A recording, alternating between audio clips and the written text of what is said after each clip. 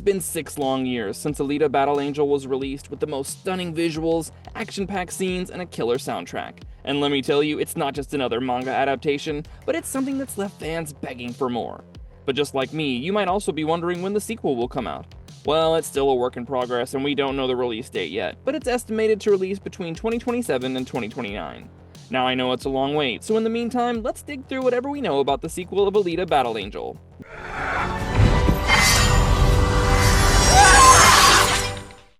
The making of Alita Battle Angel, origins, legacy, and what lies ahead. The story behind Alita Battle Angel is almost as epic as the film itself. It's adapted from Yukito Kishiro's 1990 Japanese cyberpunk manga Gun. The project's roots trace back to 2000 when Guillermo del Toro introduced the manga to James Cameron. Cameron then launched a website for the film and even declared himself the director. But in 2005, Cameron shelved it to pursue Avatar instead. Years later, Robert Rodriguez approached Cameron about reviving the Alita project, and a deal was struck. That was if Rodriguez could craft a worthy script from Cameron's 180-page screenplay and 600 pages of notes. Cameron would willingly produce it. Rodriguez delivered exactly what Cameron wanted and earned approval from both Cameron and producer John Landau, along with co-writer Leda Kalogridis. As for the name change from Gun to Battle Angel, it was a deliberate franchise-building move that paved the way for sequels like Fallen Angel and Avenging Angel. Coming to the film's success, domestically, it only earned a modest $85.8 million, but international markets pushed the total to $405 million, which surpassed the film's $170 million budget. However, it wasn't a theatrical success either. As for the reviews, the critics were lukewarm, giving it a 61% rating on Rotten Tomatoes, yet the audiences awarded it a striking 92%. The film's 2005 debut on Hulu expanded its reach even more. Despite all the ups and downs, the film earned 25 nominations and 10 awards, including the Saturn Award nomination for Best Sci-Fi Film, a Lumiere Award for the Best Use of HDR,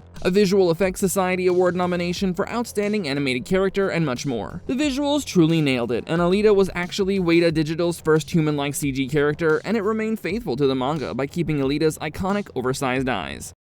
The sequel was always a 3-film plan, not an afterthought. Let's make one thing clear. The Alita Battle Angel sequel is needed desperately. Not because of the fan demand or the studio desperation to make up for the losses of the first movie. It's because it was pre-planned. According to Rodriguez and Cameron, they had planned a full trilogy for the film even before the first was completed. If you rewatch the original film with the trilogy in mind, you'll notice many elements that give signs of a sequel. For example, take Edward Norton's brief, uncredited appearance as Nova. It was a deliberate, calculated move by the makers to introduce him as an overarching villain. Nova represents the bigger world beyond what we see, and his role was clearly intended to grow in future installments. Similarly, appearances by Michelle Rodriguez and Jai Courtney weren't just random additions. Their narrative setups were designed to be explored later. Even the ending where Alita stood determined and vowed to reach Zalem and confront Nova served the basic follow-up storyline of the sequel. So when people question whether a sequel is worth anticipating, the answer is yes. There's just so much of the story that's still left to unfold.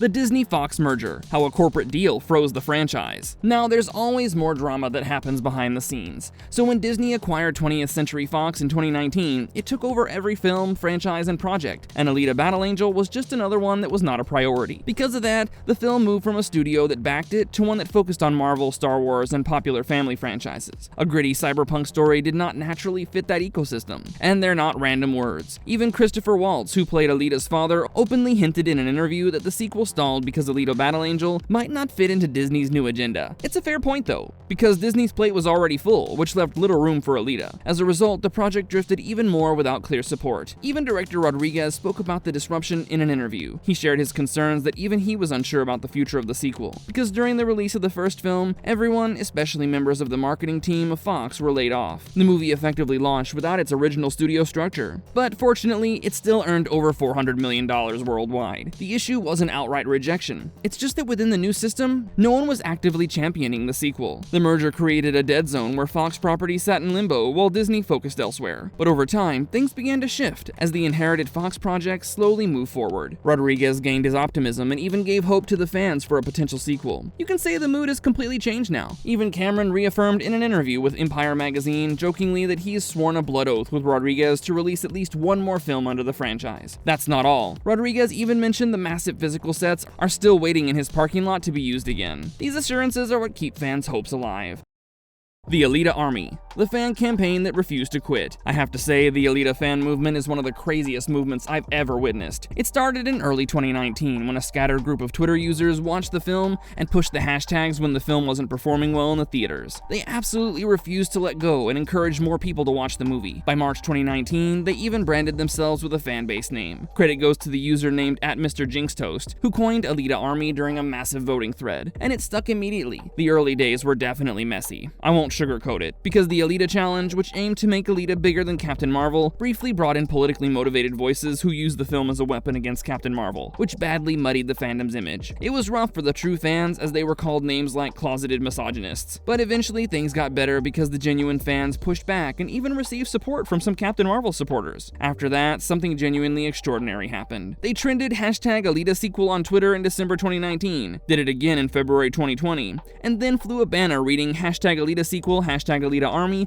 directly over the Dolby Theater during the Oscars. Then came the LA Billboard campaign. In just 6 hours, they raised $1,617 to secure a digital billboard on Wilshire Boulevard, and even ran the sequel ads 30 times per hour. The billboards featured quotes from Rosa Salazar, Christopher Waltz, and the bionic-armed activist Tilly Lockheed, where they all voiced their support for a sequel. Even producer John Landau was unusually present throughout all of this. He actively encouraged the Alita Army to keep pressuring Disney, and even gave updates to them about Cameron having ideas for 2 more films. This kind of direct producer engagement is practically unheard of. I feel this is the best bond I've seen between the filmmakers and the fans.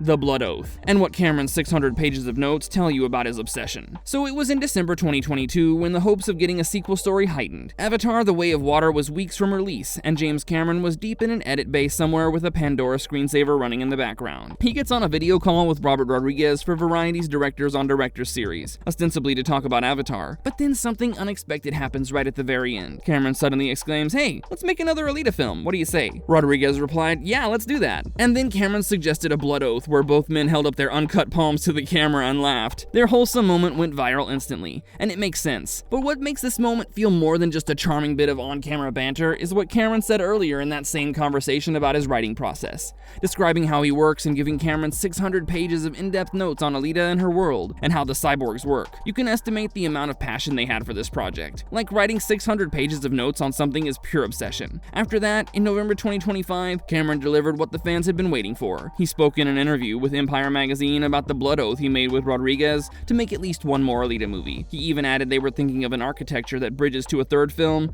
but they would be satisfied if we could make one more, and even indicated they were making promising progress. Now, that's not some vague Hollywood optimism. They are 2 very passionate directors who are practically neighbors and clearly itching to get back into the Iron City. But while everyone focused on blood oaths and the sequel updates, the grief took over on July 5, 2024, and it changed everything. John Landau, the Oscar-winning producer who had been James Cameron's right-hand man and co-producer for 31 years through Titanic, Avatar, and Alita Battle Angel, died in LA after a 16-month battle with esophageal cancer at the age of 63. Landau was irreplaceable, and his absence has affected the chances of a sequel more than you think. Rosa Salazar wrote her own sequel treatment. Cameron called it very cool. I feel Alita Battle Angel is one of those movies where you find the most loyal and devoted cast, crew, and fan base.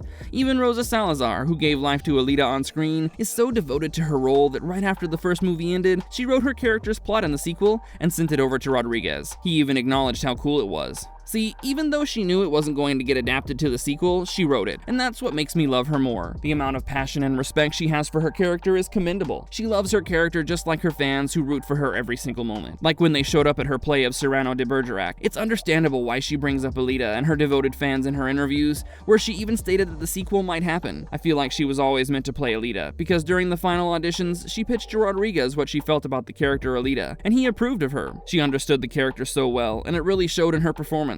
Recently, she's been cut off from Captain America: Brave New World 2025 after filming her part, and that has raised some controversies, but that honestly doesn't affect her potential. Where things stand right now, Iron City is still standing in Rodriguez's parking lot. Now, after all the promising hopes, we still stand at a place where we know that potentially the biggest set in the country, aka the Iron City set, is still standing in Rodriguez's parking lot, waiting to be used as soon as possible. At least that's what he said in the Joe Rogan Experience around April or May 2025. Also, Cameron literally moved to Austin, Texas to live close to Rodriguez and work on the sequel. Even Cameron said they'll probably get more serious with the sequel in the Empire interview. Looking at their level of dedication, a sequel sounds really promising. But Cameron Cameron is a busy man too. He has multiple projects lined up with his new production company called Brass Knuckle Films, which is set to produce 4 movies. Among those, there's Avatar 4 and 5, which are expected to be released by 2029 and 2031 respectively. So let's be real, there's still uncertainty about the timeline. There's a lot of enthusiasm, but it seems like there's a lack of time to think and execute the next sequel. The honest answer on when, or if, this is actually getting made. So guys, even though we have a very optimistic crew and cast members who root for the sequel alongside us, we still lack a clear picture for the release of the sequel. Even with the director and producer living so close to each other, they're busy with their other respective projects. Moreover, Disney still has the authority, and they're raising questions whether the sequel will be able to outperform the first part. More importantly, whether it will be profitable or not, because the original film only made 2.4 times its production budget, which is quite marginal for a VFX-heavy franchise starter. Also, the 2023 WGA and SAG-AFTRA strikes delayed any chances of discussion regarding a sequel. There was the death of a very integral member of the crew, aka John Landau, whose absence has heavily impacted the production infrastructure. Truly, if he was there, the hopes would have been higher. Considering the Avatar schedule, Cameron will be occupied until at least 2030. The only period where they can at least talk about the progression of the sequel is the post-release period of Avatar Fire and Ash. So that's a wrap for today, but let's not lose hope, especially when we have such a supportive and passionate cast and crew assuring us there will be a sequel. Let's trust them, and in the meantime, let's rewatch the film and keep the fandom thriving. But before leaving, don't forget to like and subscribe to our channel.